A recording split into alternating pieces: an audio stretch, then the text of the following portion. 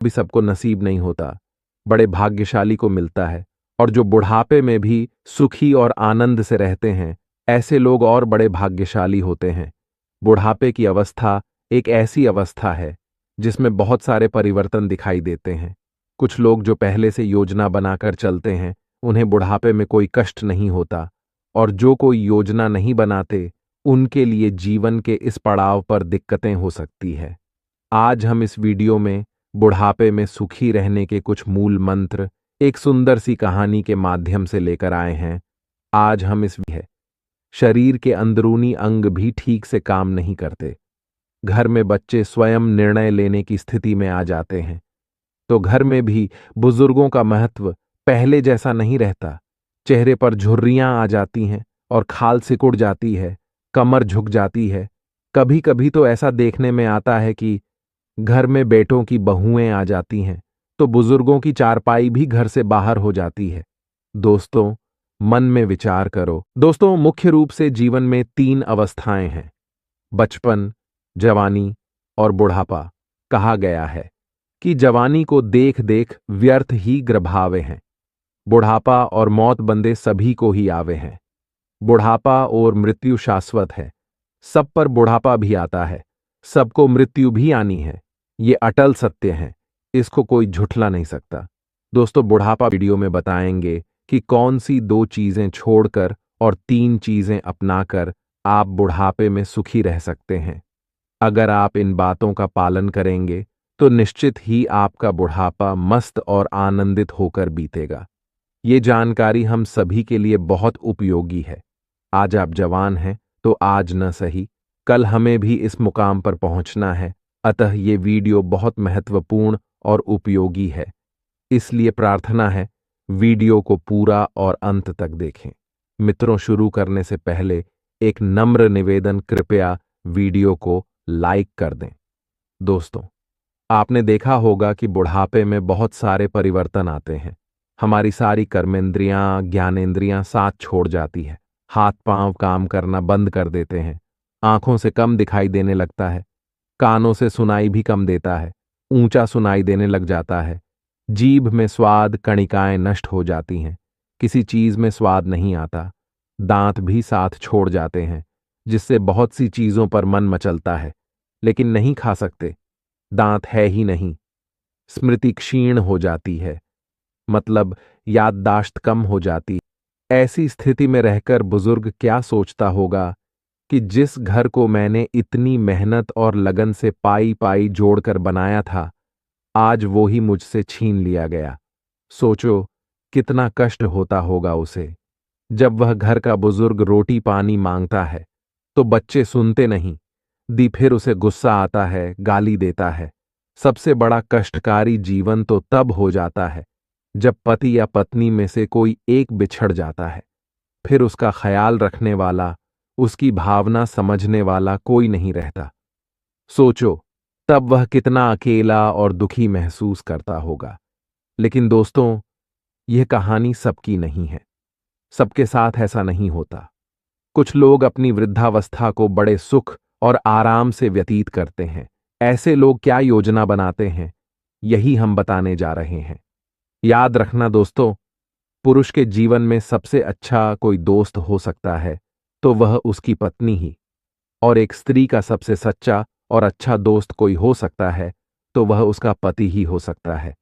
कहा जाता है कि जीवन के इस मोड़ पर आकर वृद्धावस्था में पति और पत्नी भाई बहन जैसे हो जाए कि व्यक्ति चिड़चिड़ा हो सकता है, गुस्सैल स्वभाव का हो सकता है।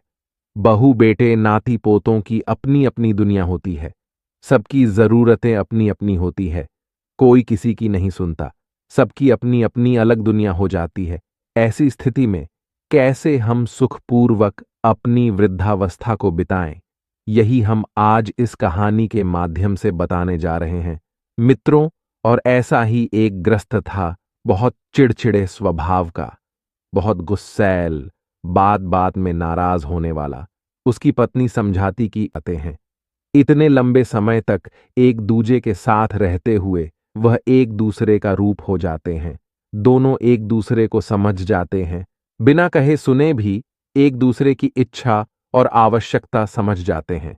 इस उम्र पर आकर दोनों एक दूसरे का ध्यान रखने की, ख्याल रखने की भावना और अधिक गहरी और मजबूत हो जाती है। यह देखा गया है कि उम्र के इस पड़ाव पर आकर स्त्रियां पति की देखभाल उसी तरह करती हैं जिस तरह एक माँ अपने बच्चे की करती है। कहा गया है कि न बेटा निहाल करेगा न बेटी निहाल करेगी, पत्नी से बनाकर रखना यही देखभाल करेंगी। याद रखना, बुढ़ापे में जब लाठी नहीं मिलेगी तो पति की लाठी पत्नी ही ढूंढ कर देगी, और बुढ़ापे में जब चश्मा खो जाएगा तो पत्नी का चश्मा पति ही ढूंढ कर देता है, और कोई नहीं आएगा ढूंढने, ख्याल रखने। इसलिए पति को पत्नी का और पत्नी को पति का हमेशा आदर करना चाहिए। ये बाहर वाला जब तक धनबल और पैसा रहेगा तब तक तुम्हारे साथ हैं। अंत में एक दूजे का साथ तुम दोनों को ही देना है। बुढ़ापे में व्यक्ति पराधीन हो जाता है, एक एक कर सब चीजें उसके हाथ से निकल जाती हैं। ऐसी स्थिति में स्वाभाविक है इस उम्र में इतनी गुस्सा ठीक नहीं, लेकिन वो मानता ही नहीं था। जरा सी मिर्च तेज हो जाए तो थाली फेंक कर मारे, जरा सा नमक ज्यादा हो जाए तो थाली फेंक दे। बड़ा गुस्सा। उसके इस व्यवहार से पूरा घर परेशान, पूरे घर में क्लेश, रोज रोज इसी बात का झगड़ा। घर के सब लोग कबीरपंथी थे, कबीरदास जी के अनुयायी और उनके सत्संगी थे। कबीरदास जी के सत्संग में जाते थे। किसी ने कहा कि इनको भी ले जाया करो सत्संग में, हो सकता है कि उनकी बात सुनकर या मानकर इनका व्यवहार बदल जाएगा। घर वालों ने कहा बात ठीक, इसलिए घर में सुख चैन की तलाश में यह हमारे पास आए हैं। और उन्होंने यह भी जान लिया कि घर में अशांति का कारण क्या है। ये ग्रस्त परिवार जब पहुंचा तो दोपहर का वक्त था। सब पहुंचे और कबीरदास जी को प्रणाम किया और बैठ गए उनके सामने ही आसन पर। कबीरदास जी अपनी कुटिया में कुछ लिखवा रहे थे। कबीरदास जी की धर्मपत्नी का नाम था लोई। अचानक कबीरदास जी ने माता लोई से कहा कि लोई, दीपक जलाकर कर लाओ तो मुझे कुछ ढूंढना है। कबीरदास जी ने जब दिया मंगाने का आदेश है, घर वालों के बात समझ आ गई। कहाँ इनको भी बाबा कबीर के पास ले चलते हैं, उनको संवाद बताएंगे, शायद कुछ हल निकल आएगा। रोज रोज की किचकिच से किसी तरह तो मुक्ति मिले, किसी तरह तो घर में क्लेश खत्म हो, शांति आए। सो एक दिन घर वाले इसी तरह मनाकर उस वृद्ध आदमी को भावार्थ कबीरदास जी के पास ले गए। दोस्तों, संत तो बिना बताए सब समझ लेते हैं। जब यह कबीरदास जी के पास पहुंचे तो उन्होंने समझ लिया कि ये लोग क्यों उनके पास आए हैं। कबीरदास जी ने देखते ही जान लिया कि घर में अशांति है, कि इनकी पत्नी भी क्या खूब हैं। विचार करता है कि इसने तो ये भी नहीं पूछा कि पागल हो गए हों, दिन है, दोपहर का वक्त है, अच्छी खासी धूप खिल रही है, फिर दीपक क्यों मंगाया। वह बड़ा चक्कर में, ये मैं कहाँ आ गया, पागलों की दृष्टि में यह महात्मा तो सचमुच पागल है।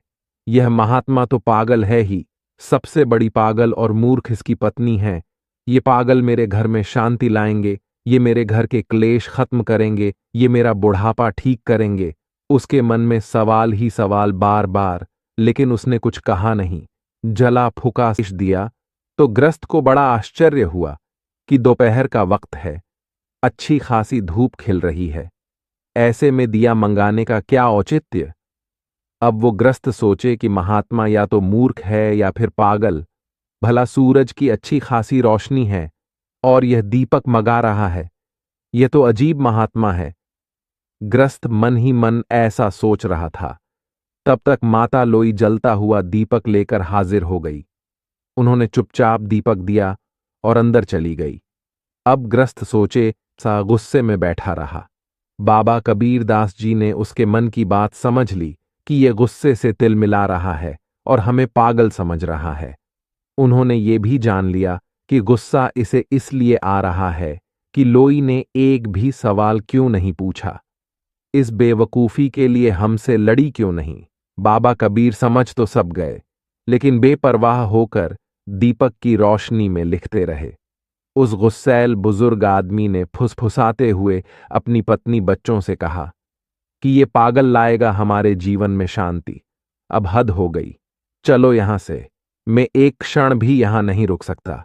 यहां से शीघ्र चलो, मुझे नहीं रुकना यहां, मुझे नहीं लेना ज्ञान इससे। फुसफुसाते हुए कबीर दास जी ने सुन लिया। बोले, क्या बात है भगत जी, कोई समस्या है क्या? बूढ़ा आदमी बनावटी हंसी हंसते हुए बोला, नहीं नहीं महाराज, कोई समस्या नहीं है। आपके दर्शन करने आए थे, सो हो गए, अब हम चलना चाहते हैं, आज्ञा दीजिए। कबीर दास जी बोले, अरे भाई, तुम हमारे पास आए हो, हमारे अतिथि हो, बिना अतिथि सत्कार के कैसे जा सकते हो? उन्होंने माता लुई को आवाज दी। माता लुई तुरंत बूढ़े आदमी को दिया और एक गिलास स्वयं ले लिया। अब जैसे ही उस ग्रस्त बूढ़े आदमी ने दूध में घूंट मारा, दूध इतना नमकीन और कड़वा जहर कि उसका उल्टी करने का मन हुआ। दूध में नमक ही नमक। उसका मन हुआ, आई और हाथ जोड़कर खड़ी हो गई। कबीर दास जी ने कहा कि यह भक्त जी थोड़ा जल्दी में है, जाना चाहते हैं, जल्दी से 2 गिलास दूध लेकर आओ।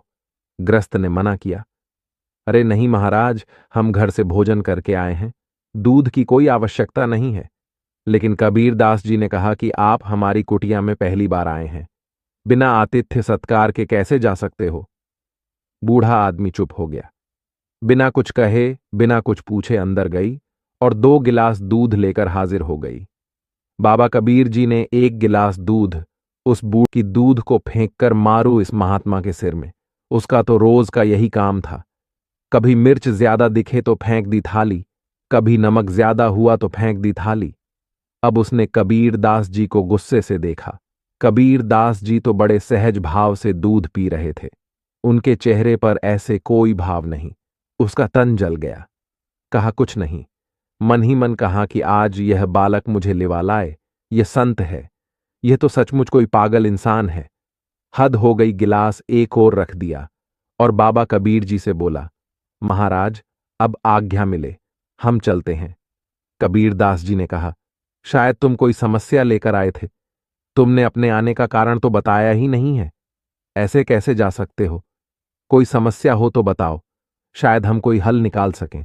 बूढ़ा आदमी बोला, अरे महाराज, छोड़िए, आप क्या ही हल निकालेंगे? आए तो हम समस्या ही लेकर थे, लेकिन अब जा रहे हैं, हमने सब देख लिया, तुम्हारे बस की बात नहीं है। कबीर दास जी ने कहा, अरे, जब समस्या लेकर आए थे तो बताने में क्या हर्ज? आखिर बताओ तो समस्या क्या थी, हो सकता है कुछ समाधान निकल आए। वृद्ध ने कहा कि चलो पूछते हो तो बता देता हूं। वैसे मुझे लगता नहीं कि तुम्हारे पास कोई हल होगा मेरी समस्या का। जब कबीर दास जी ने बार बार पूछा तो उस बूढ़े आदमी ने कहा कि सुनो, मेरे घर में कोई मेरी इज्जत नहीं करता, सब मुझे ही अदृष्टि से देखते हैं, कोई मेरा कहना नहीं मानता, सब अपनी अपनी में रहते हैं। मेरे घर में बड़ी क्लेश और अशांति है।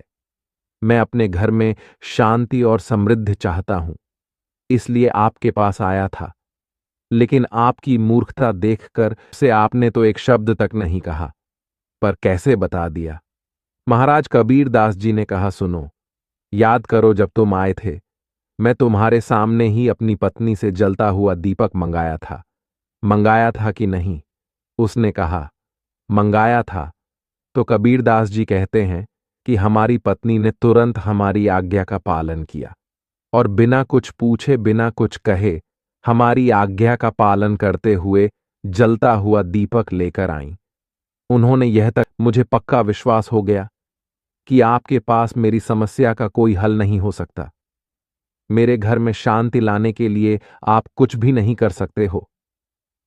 कबीर दास जी मुस्कुराए और बोले, हम जानते हैं तुम्हारे घर में अशांति और क्लेश रहने का क्या कारण है, और हमने तुम्हें हल भी बता दिया है, लेकिन शायद अभी तुम समझ नहीं पाए।